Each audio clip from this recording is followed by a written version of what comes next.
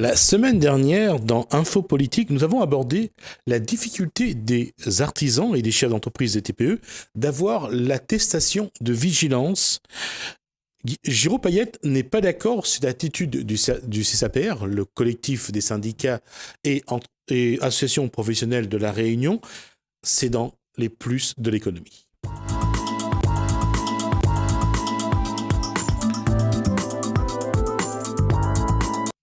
Giraud Payette, bonsoir.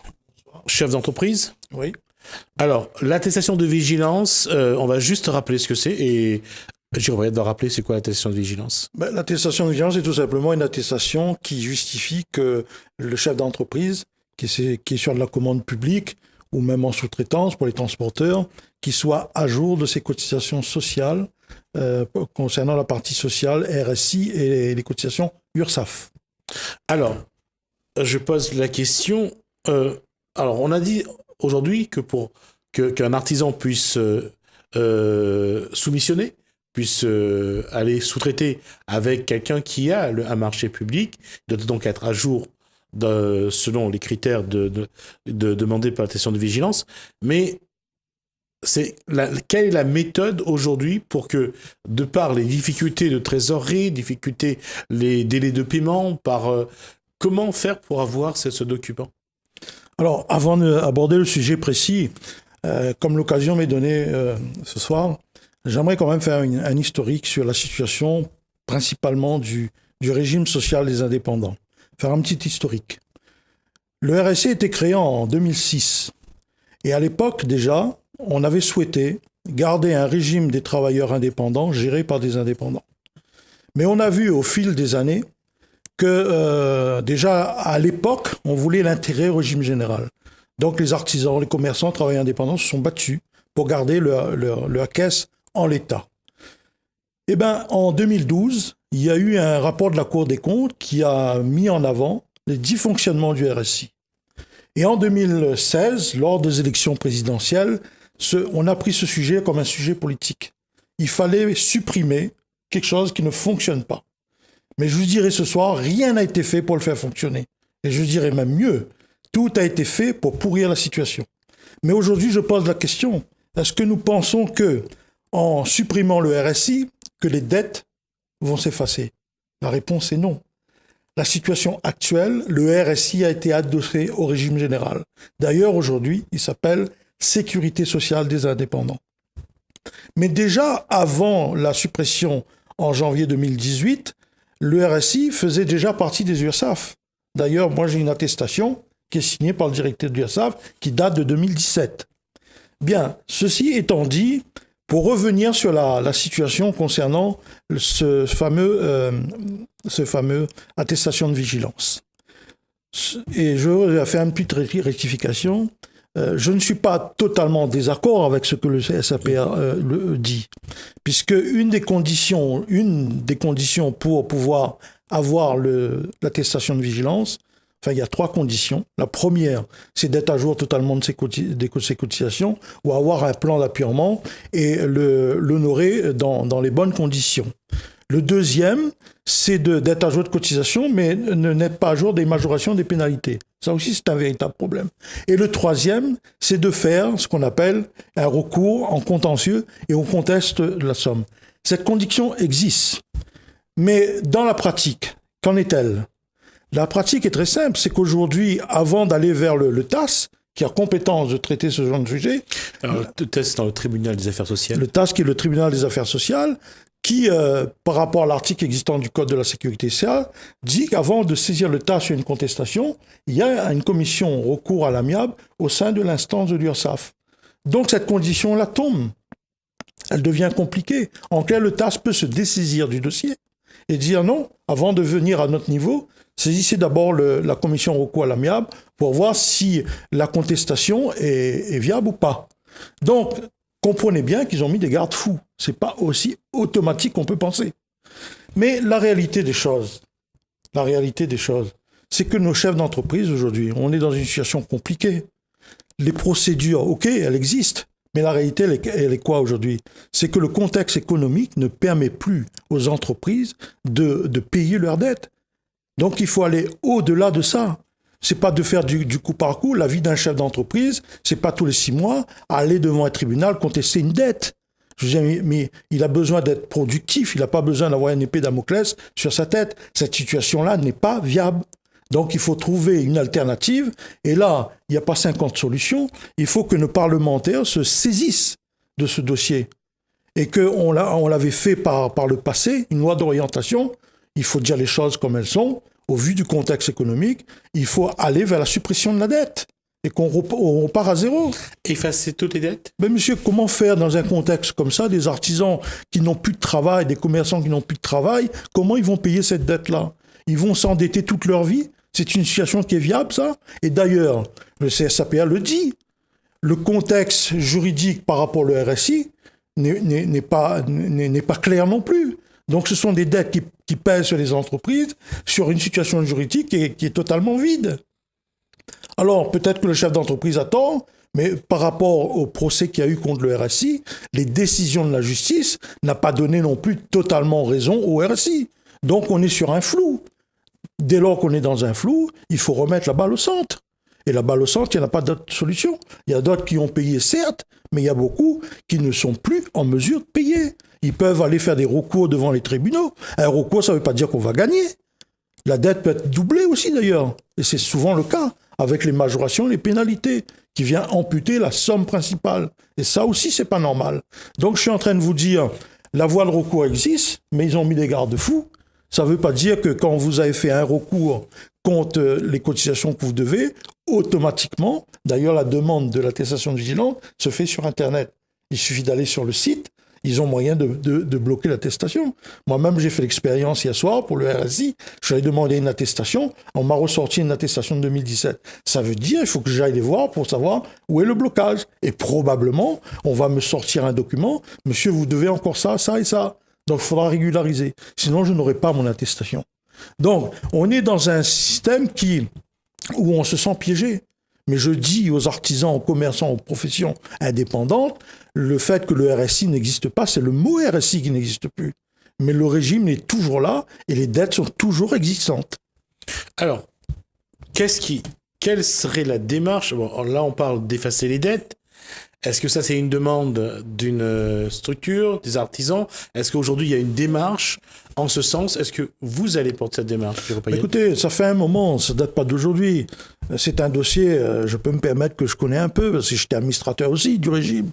Donc, j'ai fait appel à... Je rappelle que vous étiez aussi président. J'étais président de la caisse d'assurance maladie à une époque, président de la chambre, on connaît mon histoire. Ouais. Mais...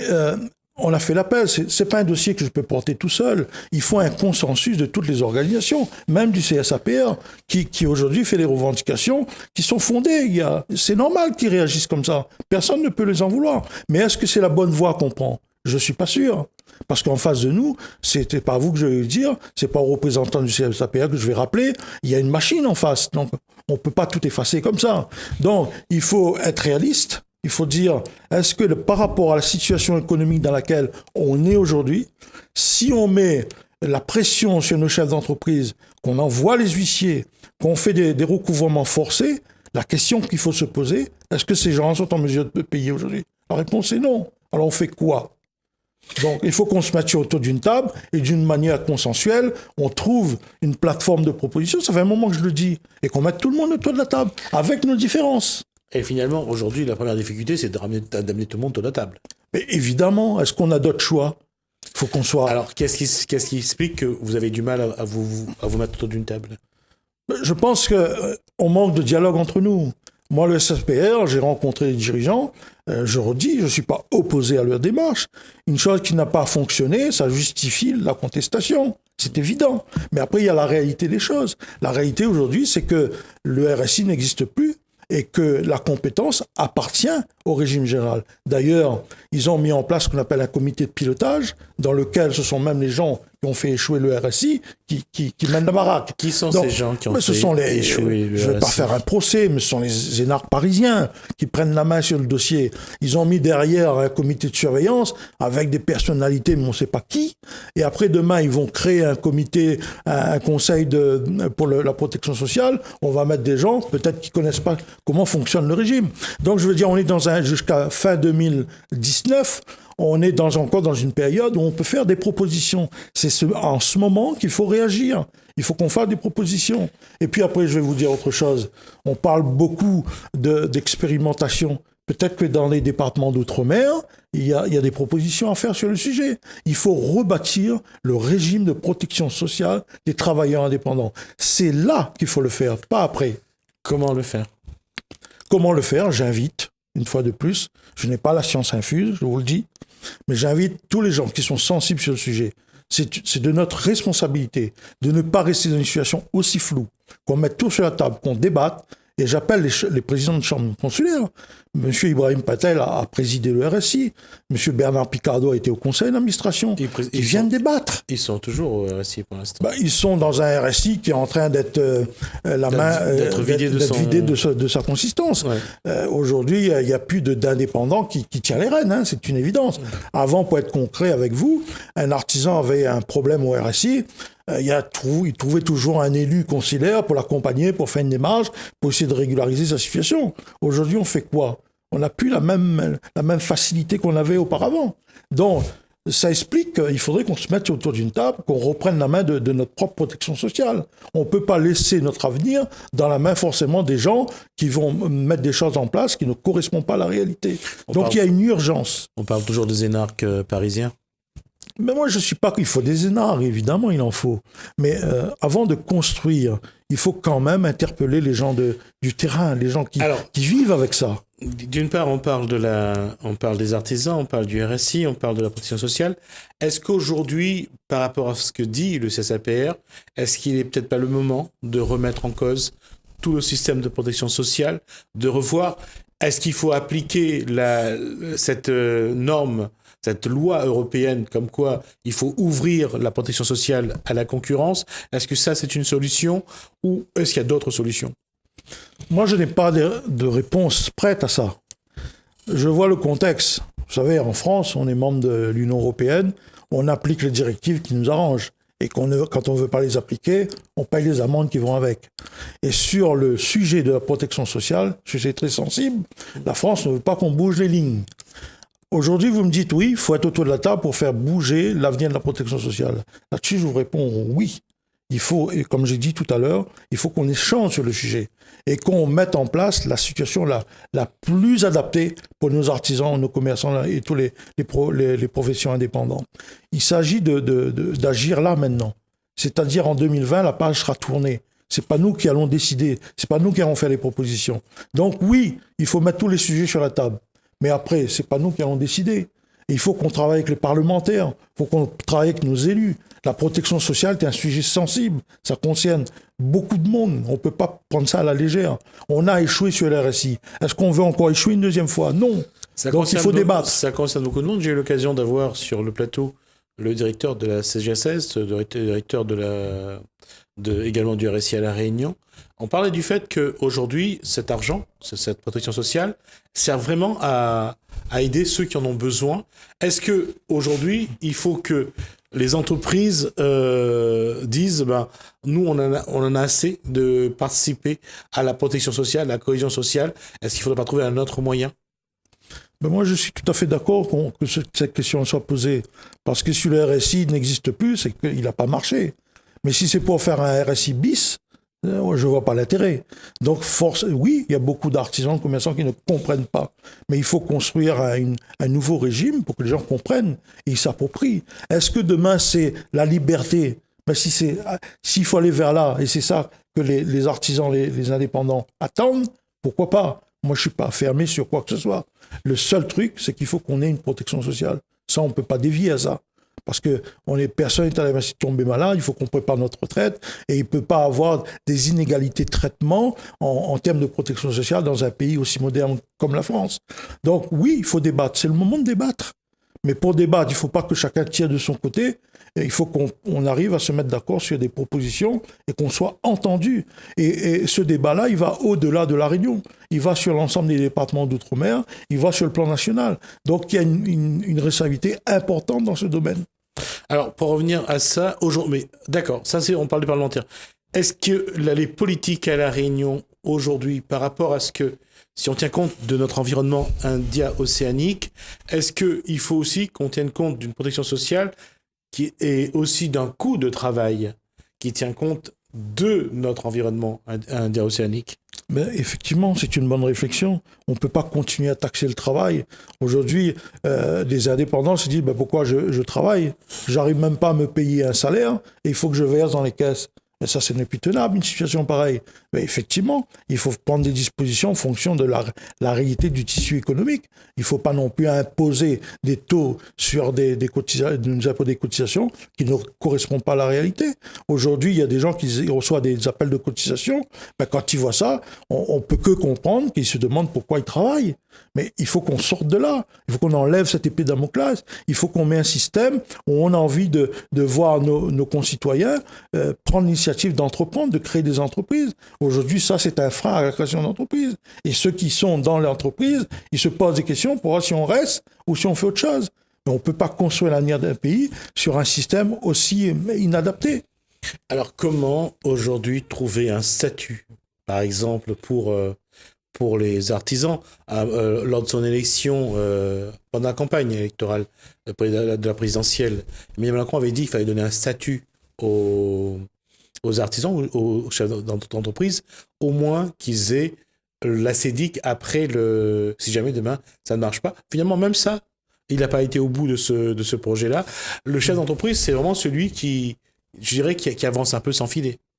Oui, nous, on nous annonce plein de mesures, mais finalement, on fait un pas en avant, on fait 2 pas en arrière. Donc, sur ce sujet-là, je pense que là aussi, c'est flou. Quand on entend ce qu'ils vont verser, c'est pas comme ça qu'on doit considérer un chef d'entreprise. Et c'est pas comme ça non plus qu'on va inciter à la création. Donc, ce sujet-là, il y a eu des propositions sur ce sujet-là aussi. Au même titre que la protection sociale, la maladie et la retraite, nous devons débattre. Donc, une fois de plus, le CESR, le président est un chef d'entreprise, le président de la Chambre, il connaît le problème. Tous ces gens-là doivent ouvrir le débat sur la question, qu'ils fassent un débat en interne. Et ensuite, qu'on rencontre d'une manière, qu'on mette de côté nos différences politiques. On a des différences politiques, mais ce sujet-là est trop sensible pour dire qu'on ne le prend pas au sérieux. On ne peut pas laisser la main aux gens qui ne connaissent pas la réalité. Donc, ça relève de la responsabilité de tout le monde.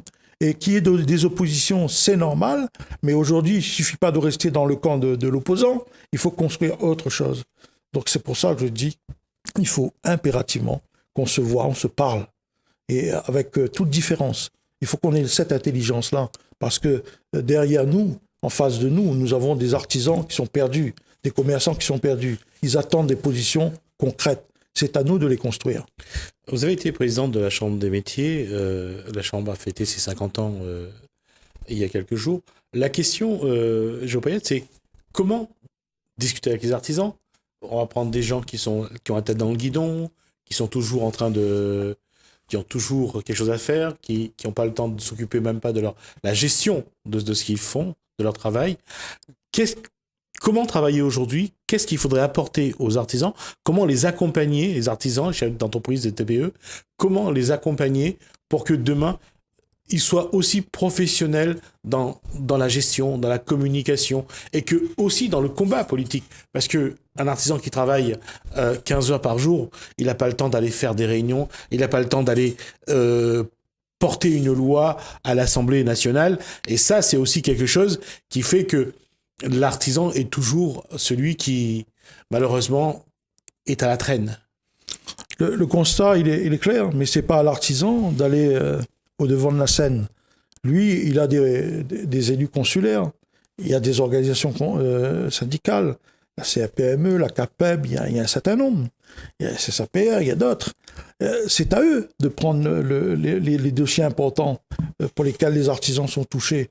L'artisan, effectivement, lui, il faut qu'il travaille, il faut qu'il nourrisse sa famille. Il ne va pas perdre son temps dans les réunions en permanence. Il a des représentants, c'est à ses représentants de faire de sorte qu'ils interviennent, qu'ils agissent pour faire changer et évoluer son quotidien. C'est le rôle des élus. Sinon, à quoi servirait une chambre des métiers? À quoi serviraient des syndicats si on ne prend pas au sérieux les préoccupations de nos ressortissants? L'artisan, effectivement, c'est notre rôle. Il ne faut pas inverser les rôles. Donc lui, il faut qu'il continue le travail et c'est pas évident. En ce moment, on est dans un contexte difficile. On peut comprendre que les artisans, la priorité pour lui, c'est le matin d'aller sur son chantier, mais non d'aller dans des réunions à perdre son temps. Il a des représentants. Ce sont ces représentants qui doivent agir. C'est ces mêmes représentants qui doivent veiller à ce qu'il ait son attestation de vigilance pour qu'il continue à avoir un peu de travail, pour qu'il puisse sous-traiter les marchés publics, pour qu'il puisse s'en sortir, parce que quelque part, même cette attestation de vigilance, ça lui prend beaucoup de temps. Mais évidemment, c'est pour ça qu'il faut mettre un système. On est aujourd'hui dans la simplification administrative. On est dans le droit à l'erreur. On est dans un certain nombre de choses où on veut faciliter les relations entre les artisans, les administrés de manière générale et les administrations. Donc, il faut que l'artisan, lui, se concentre sur la productivité, qu'on ne lui donne pas des choses improductives. Vous allez me dire, bah oui, s'il n'a pas d'attestation, il ne peut pas travailler. Mais faisons de sorte qu'il puisse avoir son attestation et qu'il travaille librement et tranquillement. Arrêtons de mettre la pression sur les artisans. Ils ont beaucoup à faire. Ils ont à gérer les chantiers, ils ont à gérer le personnel. Ne rajoutons pas des choses qui viennent compliquer la vie de tous les jours, qui est déjà très compliquée. Aujourd'hui, il nous reste 3 minutes. Qu'est-ce que vous conseillez aux artisans qui ont besoin de cette attestation de vigilance? Qu'est-ce qu'ils doivent faire et vers qui ils doivent se tourner? Mais s'ils ont besoin, la meilleure des choses, c'est d'aller vers la sécurité sociale. Et à mon avis, dans la même logique que j'ai donnée tout à l'heure, il faut que les organisations patronales, syndicales, jouent leur rôle, qu'ils ne laissent pas les artisans seuls, qui s'adressent pour le bâtiment. Il y a des organisations, je ne suis pas là à faire de la promotion des syndicats, mais s'ils existent, il faut bien qu'ils fassent une mission pour l'intérêt général. Donc ils s'adressent à leurs syndicats et qui les accompagnent vers cette démarche-là. Parce que seuls, ils vont être anéantis dans cette machine-là. Et ça aussi, ils ne veulent pas perdre leur temps à ça aussi. Parce qu'aujourd'hui, il y a beaucoup d'artisans qui ne vont pas sur la commande publique parce qu'ils savent que sûrement ils ne sont pas à jour de cotisation. Et la paperasse, ce n'est pas leur fort, il faut le reconnaître. Ce sont d'abord des gens spécialisés dans les technicités, que ce soit dans le bâtiment ou dans d'autres métiers. Donc, je redis, Chambre des métiers, organisations professionnelles, il faut qu'ils prennent leur mission très au sérieux pour que les artisans comprennent qu'ils ne sont pas seuls dans leur vie quotidienne. Et sur ce point, et on termine là-dessus, comment aujourd'hui les accompagner, et là je ne parle pas des syndicats, je parle vraiment de ceux qui sont capables de les accompagner, aussi bien la Chambre, aussi bien des cabinets comptables ou autres. La question est toujours la même, c'est est-ce qu'ils peuvent avoir confiance? Parce qu'à un moment donné, je crois que leur problème c'est avoir confiance. Et puis, ce qu'eux n'ont pas par rapport aux grosses entreprises, c'est les moyens de payer justement des gens qui les accompagnent. Ne serait-ce que monter un dossier d'appel d'offres. Oui, le dossier d'appel d'offres est très compliqué, effectivement. Il faut les accompagner. Mais il faut qu'ils fassent la démarche aussi. Parce que se dire, mais il n'aime pas faire ça. Ils n'ont pas le choix. Il faut qu'ils se bougent. Il faut qu'ils se bougent aussi. Ça ne tombe pas du ciel. Rien ne tombe du ciel. Il faut que chacun prenne leur responsabilité, se dit, bon, moi je vais répondre à ce marché, mais je suis bloqué sur tel ou tel point. Je vais voir qui c'est qui peut m'aider. Est-ce que c'est l'expert comptable? Est-ce que c'est la chambre des métiers ou la chambre de commerce ou un syndicat? Vous savez, si on veut avancer, on est obligé d'avoir des partenaires. On n'avance pas tout seul. Hein. Donc, ils ne maîtrisent pas forcément. Donc, c'est aussi de mettre des outils en face qui facilitent l'accès à la commande publique. La chambre de métier, je crois qu'il le fait, mais peut-être qu'il ne le fait pas suffisamment. Donc, je pense qu'aujourd'hui, il faut véritablement mettre en place ces outils d'accompagnement qui permettent au développement économique. Vous savez, on le dit, on le redit, il y a eu les 50 ans de la chambre des métiers, tout le monde le dit. L'artisanat apporte beaucoup de services à nos concitoyens, fait partie de la vie des Réunionnais. C'est une réalité. Mais pour que ces gens s'épanouissent, il faut qu'ils se sentent aussi soutenus. Et aujourd'hui, pour plusieurs d'entre nous, on est un peu seul dans nos démarches et ça, c'est pas normal. Tout à fait. On aura l'occasion de revenir là-dessus. On fera un point d'étape, Giraud Payette, concernant l'attestation de vigilance, parce que je pense qu'il y aura en tout cas tout ce qui est marché public au niveau du conseil départemental devrait normalement commencer à se libérer un petit peu. Donc je pense qu'il y aura quelques marchés auxquels pourront soumissionner les artisans et les chefs d'entreprise de TPE. On verra un petit peu ce que ça donne. En tout cas, merci d'avoir répondu à nos questions. Giraud Payette, je rappelle donc que vous êtes chef d'entreprise et que vous êtes aussi sur cette démarche de voir un petit peu comment accompagner les artisans et les chefs d'entreprise des TPE vers cette attestation de vigilance qui permet donc de prétendre au marché public. Merci Jean Payette. Nous, on arrive à la fin de notre émission. Merci à vous de nous avoir suivis. Merci à la régie. Merci à Alain et à François, malgré leur fatigue. En tout cas, c'est toujours agréable de travailler avec eux. Moi, je vous dis, portez-vous bien. Je vous dis à demain.